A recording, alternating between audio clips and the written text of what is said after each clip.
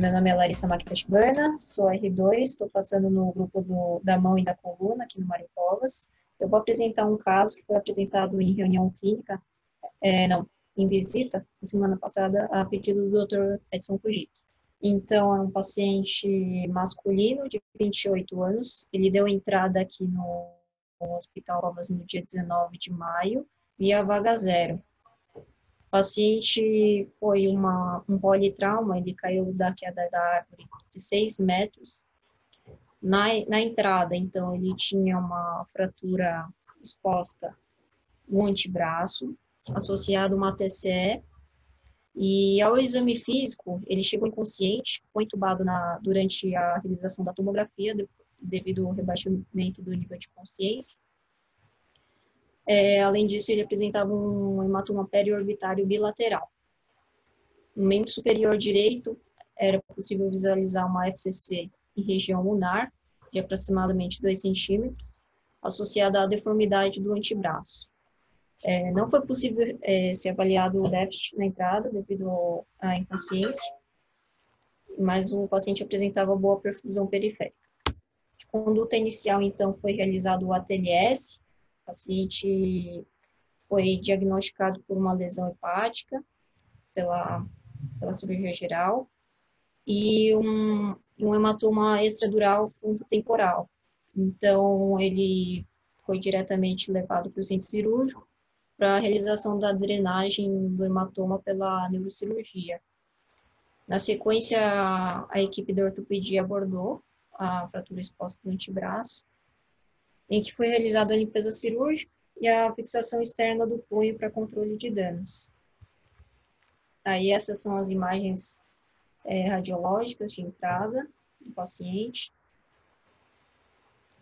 Eu queria perguntar para algum R1, pode ser a Ramila, para classificar essa fratura, por favor? Vocês estão conseguindo me ouvir? Sim, estamos sim. Larissa, seria melhor um R3 para ficar, viu? Então, pode ser então o Guilherme para classificar essa fratura? Acho que pela O, a gente poderia classificar como do rádio, primeiro, 2R, uma fratura do terço distal, então 3. Eu acho que tinha um traço articular, então um C, e acho que uma combinação na metáfise, um C2. Então, 2R3, C2. E a UNA, acho que mais uma distal também, né? Mas extra-articular. Então, um 2U, 3, A2. Uma fratura simples. Pela O. Correto. Então, paciente, essa é a imagem da exposição óssea. Possível verificar aqui, então, que foi uma lesão em território ulnar, maior que 1 centímetro, e foi realizado o fixador externo. A gente pode ver aqui pelos parâmetros que não foi realizada uma redução anatômica, ainda é possível visualizar, então, o encurtamento da una, a fratura comínota do rádio distal, em que seria necessário uma abordagem cirúrgica definitiva posteriormente. Mas esses são os cortes radiográficos da tomografia, em que é possível evidenciar o acometimento articular, radiodistal. Essas são as imagens de partes moles, que eu coloquei, então, a classificação de Gushilo-Anderson. O tipo 1 é uma fratura exposta limpa, com uma exposição menor que 1 centímetro, seria, então, uma fratura pontiforme. E o tipo 2, que é o nosso caso, uma fratura exposta maior que 1 centímetro, sem dano excessivo de partes moles. O tipo 3 foi o tipo apresentado no caso passado, em que é possível dividir em tipo A, B e C. No tipo A, são lesões acima de 10 centímetros, porém com cobertura cutânea possível. No tipo B, a cobertura cutânea é inadequada. E no tipo 3C, a gente tem uma lesão arterial importante que requer reparo. Então, aqui eu vou explanar rapidamente as classificações de rádio distal, tá? Pela classificação, ó, vai do mais simples para o mais complexo.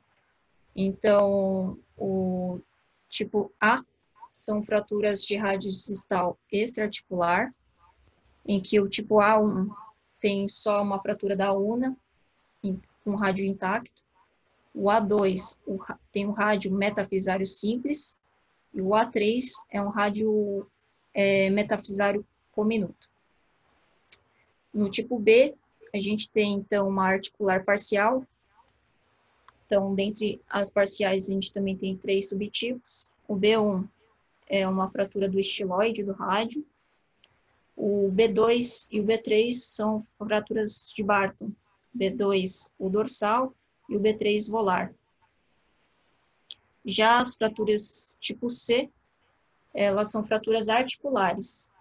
Então, C1 é articular simples, associado a uma fratura metafisária simples. O C2, uma articular simples, com uma metafisária cominuta, que é o nosso caso. Já o tipo 3, C3, ambos são cominutos. Aqui uma outra classificação, a classificação universal, muito utilizado aqui pelo grupo. Então, a gente tem 4 tipos, do mais simples também para o mais complexo. O tipo 1 é uma extraarticular sem desvio. O tipo 2, uma extraarticular com desvio. Então, ele também se subdivide em A, B e C. Após a redução, a gente pode avaliar se ela é estável, redutível estável, redutível instável ou irredutível. Tipo 3 é sem desvio. E o tipo 4 é uma intraarticular com desvio, que também aborda os subtipos A, B e C. A classificação de Fernandes, a gente vai, então, de A a E. O tipo 1 da classificação de Fernandes a classificação de Fernandes, ele associa um mecanismo de trauma. Então, o tipo A está relacionado ao mecanismo de angulação, então as fraturas de Coles ou Smith, eles estariam englobados nesse tipo A. No tipo B, é o mecanismo de cisalhamento. Então, a gente pode observar no tipo B as fraturas de Barton. O tipo C está associado a um mecanismo de compressão, em que a gente pode observar as fraturas de Dupont. E o tipo D é um mecanismo de abulsão. O tipo E está associado a um mecanismo de alta energia. Mas o foco, na verdade, dessa apresentação seria mais o planejamento cirúrgico, que o Dr. Edson Fujiki achou importante, o pessoal seguiu passo a passo, porque a partir da fratura a gente chegou a 5 problematizações, e a partir delas a gente chegou a um planejamento cirúrgico. Então, aqui na imagem a gente pode ver que na una a gente tem um encurtamento associado à fratura, 2 problemas para resolver, e no rádio distal a gente tem, então, uma diminuição metadiafisária, em que é possível observar 4 fragmentos. E, além disso, tem o encurtamento do rádio distal. O quinto problema a ser resolvido seria a fratura do estiloide do rádio. Aqui eu vou apresentar, então, o meu planejamento cirúrgico. A gente iniciou com o paciente em decúbito dorsal, com o membro superior direito em mesa de mão. A gente começou abordando a una para ganhar o comprimento do membro. Então, a gente fez a via de acesso à una, com incisão de aproximadamente 8 centímetros na topografia da fratura da una. Na sequência, com a redução cruenta da fratura, com auxílio de espanholas, a gente adquiriu a redução. Ganhando a redução, a gente fez a passagem do parafuso interfragmentário. Já com a estabilidade, o ganho do comprimento e a redução anatômica da fratura, a gente conseguiu posicionar a placa da una distal de 4 furos, sendo passado, então, 3 parafusos corticais proximais e 4 parafusos de bloqueio distal. Na sequência, então, a gente fez a abordagem do rádio distal com a via de Henry modificada, que ela se localiza entre a artéria radial e o flexor radial do carpo. Foi feita uma incisão de aproximadamente 15 centímetros para abordar até a região onde havia o fixador externo, né, para dar maior estabilidade. E na sequência foi feita a dissecção da face do flexor radial do carpio e a incisão do pronador quadrado.